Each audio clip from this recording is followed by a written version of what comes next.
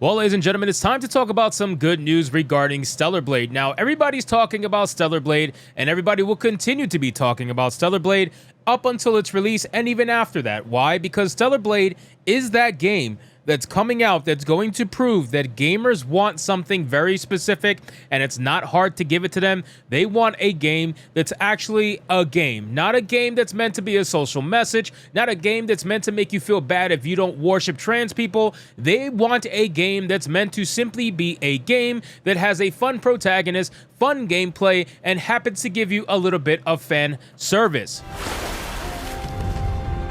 Are there any left? Shut up and take my money.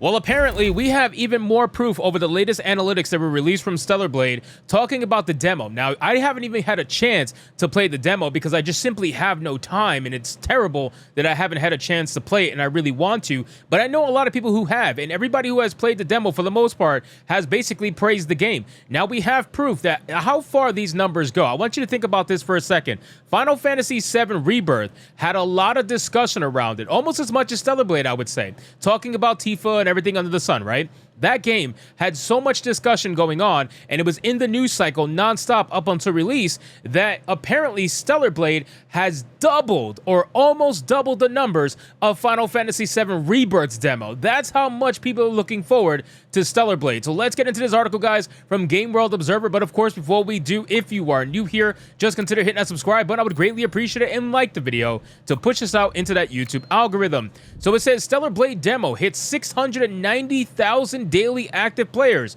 almost double that of Final Fantasy VII Rebirth. Now, what's funny to me is if you guys remember my discussion about Skull and Bones and how when Skull and Bones gave a free trial and nobody was playing it even during the free trial, it goes to show that Stellar Blade with a demo is outperforming Skull and Bones, which is pretty sad considering Skull and Bones is supposed to be a live service game, but you guys get my idea. It says Ampere Analysis has looked at the performance of the recently released Stellar Blade demo, and it appears that Shift's upcoming surpassed the demo of another PS5 exclusive, Final Fantasy VII Rebirth, in terms of daily active users. According to the analysis, the Stellar Blade demo launched on March 29th and peaked at 690,000 daily active users. This is much higher than the demo for Final Fantasy VII Rebirth, which had a peak of 380,000 daily active users.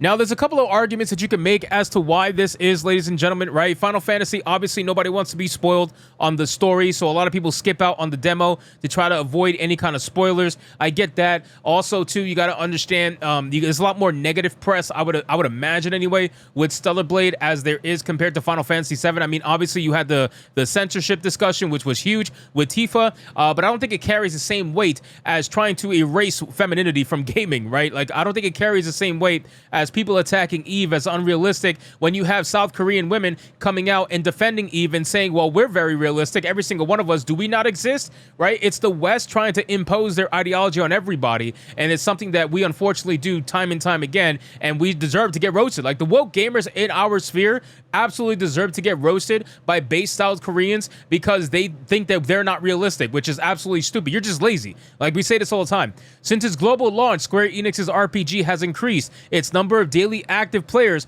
by 251% to 2.21 million people. Now, that's insane, okay? Final Fantasy Rebirth, obviously, after the game actually came out, just exploded. I don't know if it has as much as Remake did. I don't know if it sold as many copies as Remake did. I don't think those numbers are available yet.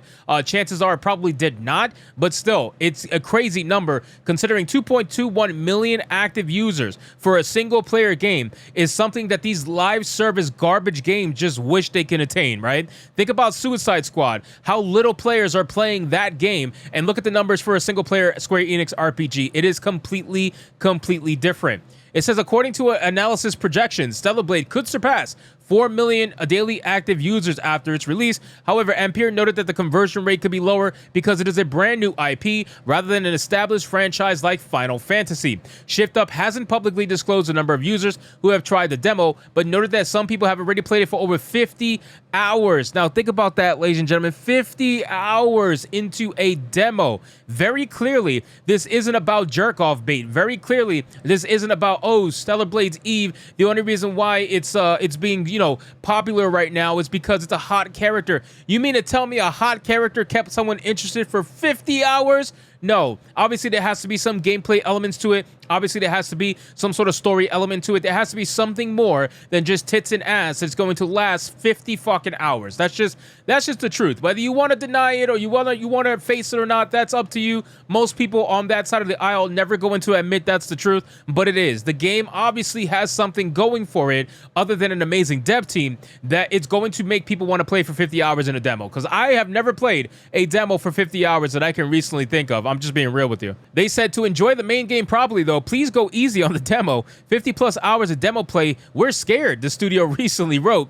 Earlier this month, the South Korean developer also released its 2023 financial statement, reporting $125 million in revenue, which was 154.5% year-over-year up, and $82.4 million in operating profit, which is 516% up, thanks to the success of its biggest hit, mobile gacha game Goddess of Victory Nikki.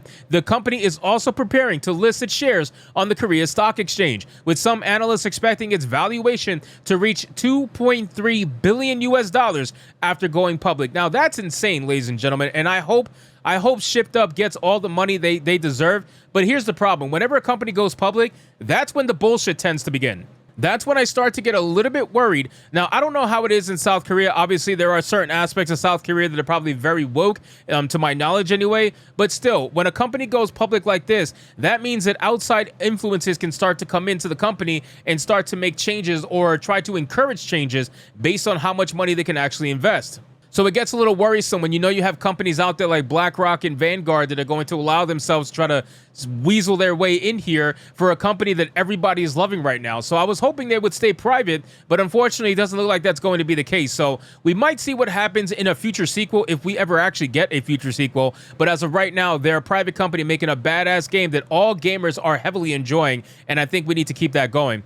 It says Stellar Blade will come out on April 26th. It will be Shift Up's first major foray into the console market. Speaking of Final Fantasy Rebirth, it received critical acclaim and an average Metascore of 92 out of 100, etc., etc., etc. So, guys, I'm super excited for Stellar Blade. I'm almost done with Final Fantasy. I'm literally at the final boss. I'm at like phase 6 of the final boss, so I will be done with Final Fantasy, and we will hopefully be streaming Stellar Blade over on my Kick channel. So if you're not following me on Kick, please make sure you click my link tree in the description box below and go follow it. That way you guys do not miss when I decide to stream Stellar Blade, because let's be real, we all want to take part in making the insane leftists in the gaming industry melt down, and the more people that play the game, just like Hogwarts Legacy, the more people are going to melt down. So I'm all for it. I'm going to get a good game on top of the fact that I get to make some lefties go absolutely insane, and I'm going to consider that a massive win. I don't know about you guys, but I definitely do. So anyway, guys, thank you so much for watching this video. I hope you did enjoy it, and if you did, consider leaving me a subscribe. I would greatly appreciate it. Don't forget to like the video, comment, let me know what you thought, and I'll see you guys on the next one.